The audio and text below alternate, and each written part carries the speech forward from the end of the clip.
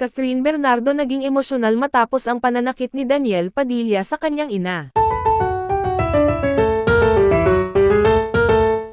Isang kontrobersyal na insidente ang gamulat sa publiko nang mabalitang pinagbuhatan umano ng kamay ni Daniel Padilla ang ina ni Catherine Bernardo na si Min Bernardo.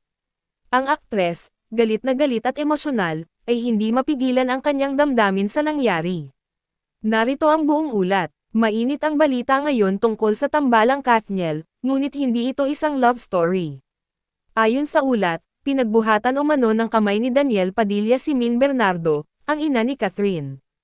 Ang aktres ay labis na nagalit at naging emosyonal sa harap ng media. Si Daniel Padilla ay naharap sa matinding kontrobersya matapos ang di umano'y insidente kay Min Bernardo. Ayon sa mga ulat, nangyari ang insidente sa gitna ng isang mainit na pagtatalo. Si Min Bernardo ay napabalitang nagtangkang mamagitin sa isang sigalot nina Catherine at Daniel. Sa gitna ng tensyon, hindi napigilan ni Daniel ang kanyang emosyon. Pinagbuhatan umano ng kamay ni Daniel si Min, na labis na ikinagulat ng lahat ng nakasaksi. Si Catherine ay nakaramdam ng labis na galit at pagkadismaya nang malaman ang nangyari. Hindi ko matatanggap ang ginawa niya, aniya sa isang panayam. Ayon sa malalapit sa kanila, labis na naapektuhan si Catherine sa insidente. Wala nang mas masakit pa kaysa sa makita ang ina mo na nasaktan, dagdag niya. Samantala, ang publiko ay nagalit din sa naging aksyon ni Daniel.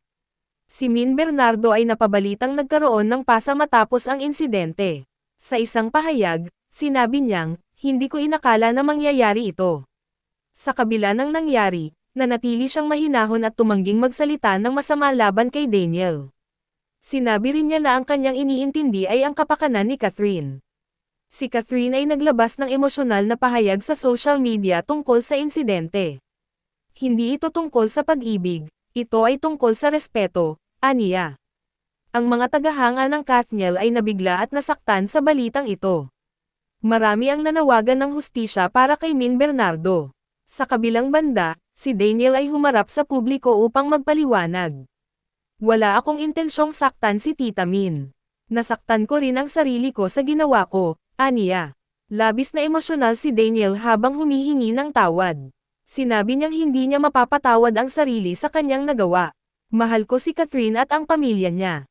Handa akong gawin ang lahat para itama ito," dagdag niya. Ang pamilya ni Catherine ay nananatiling tahimik sa harap ng media. Gayunpaman, isang malapit na kaibigan ang nagsabi na galit si Catherine kay Daniel. "Hindi ko kayang tingnan siya ngayon," sinabi ng aktres sa isang pribadong pag-uusap. Ang insidente ay nagdulot ng malaking lamat sa kanilang relasyon. Marami ang nagtatanong kung may pag-asa pang maayos ang tambalang Katniel. Ayon sa isang insider, si Catherine ay nagsusuri pa rin ng kanyang damdamin. Samantala, si Daniel ay patuloy na sinusubukang makipag-ayos. Si Min Bernardo ay nagpa-medical check-up matapos ang insidente. Ayon sa mga ulat, wala namang malalang pinsala, ngunit labis ang kanyang emosyonal na trauma. Ang mga kaibigan ni Catherine ay nagpakita ng suporta sa aktres. "Catherine, nandito lang kami para sa'yo," sabi ng isa sa kanila. Ang isyong ito ay naging malaking usapin sa social media. Maraming netizens ang nagpahayag ng kanilang galit kay Daniel.